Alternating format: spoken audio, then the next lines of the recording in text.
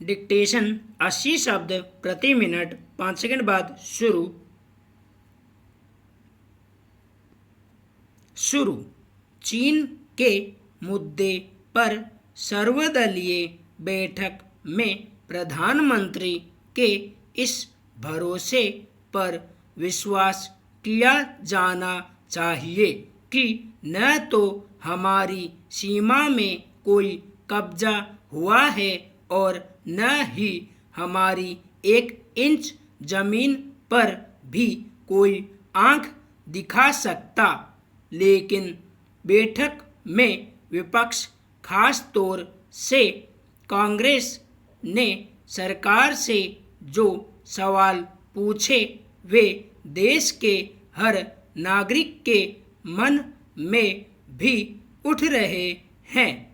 अच्छी बात यह है कि इस संकट में सरकार का साथ देने की विपक्ष ने जो एकजुटता दिखाई है उससे एक बार फिर यह साबित हुआ है कि राजनीति में भले कितने मतभेद क्यों न हों, लेकिन राष्ट्रीय संकट के वक्त सब सरकार के साथ खड़े हैं। पूर्वी लद्दाख में वास्तविक नियंत्रण रेखा पर बीते सोमवार की रात भारतीय सैनिकों पर चीन की ओर से किए हमले के बाद से ही विपक्ष सरकार से इस मुद्दे पर देश के सामने सही तथ्य रखने और सर्वदलीय बैठक बुलाने की मांग कर रहा था।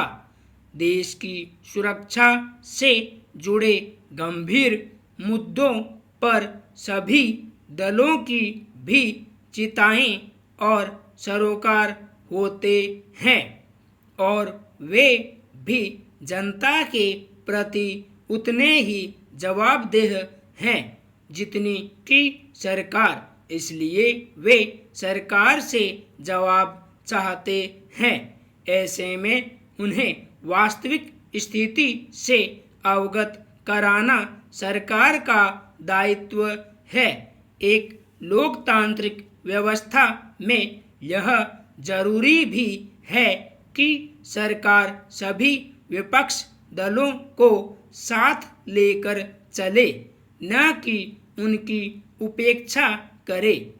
यही जिम्मेदारी विपक्षी दलों की भी बनती है कि अनर्गल और तथ्यहीन बयानबाजी करने के बजाय सरकार के साथ बैठकर बात करें और राष्ट्रीय मुद्दे पर अपने रचनात्मक सुझाव दें। भारतीय सैनिकों पर हमले की घटना के बाद चीन ने गलवान घाटी के क्षेत्र पर जिस तरह से दावा ठोका है वह भारत के लिए और बड़ी चेतावनी बनकर उभरा है। इसलिए अब भारत सरकार उसे माकूल जवाब देने के लिए इस वक्त सैन्य और कूटनीतिक मोर्चे पर तेजी से काम कर रही है। बैठक में रक्षा मंत्री राजनाथ सिंह ने इस बारे में विपक्षी दलों को आश्वस्त भी किया है कि देश की एकता और अखंडता की रक्षा के लिए सरकार कोई कसर नहीं छोड़ेगी।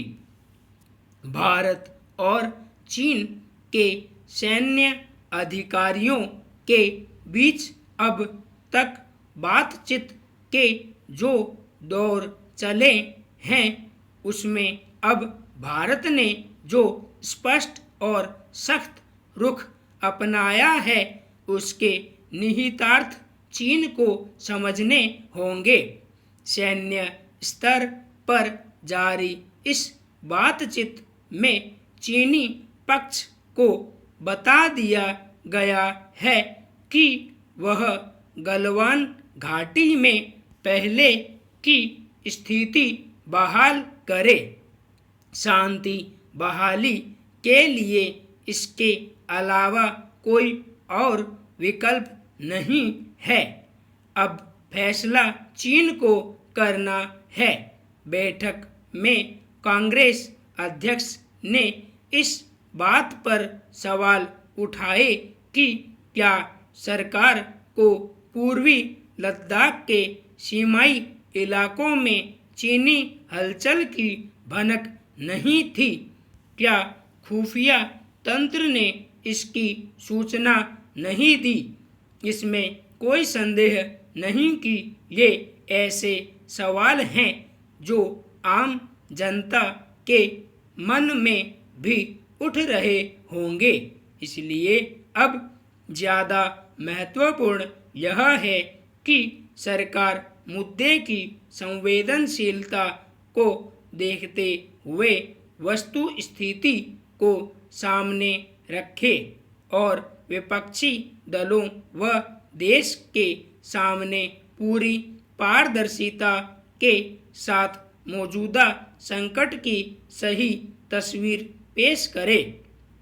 सर्वदलीय बैठक में विपक्ष ने सरकार से इस बात का आश्वासन मांगा है कि गलवान घाटी में वह पूर्व की स्थिति बहाल करे। अगर भारत इस मामले में चीन के सामने जरा भी झुक गया तो उसे इसकी भारी कीमत चुकानी पड़ेगी और चीन पहले के मुकाबले ज़्यादा ताकत के साथ और इलाकों को विवादित बनाता हुआ ऐसे ही और इलाके अपने नियंत्रण में करता रहेगा। संपूर्ण विराम।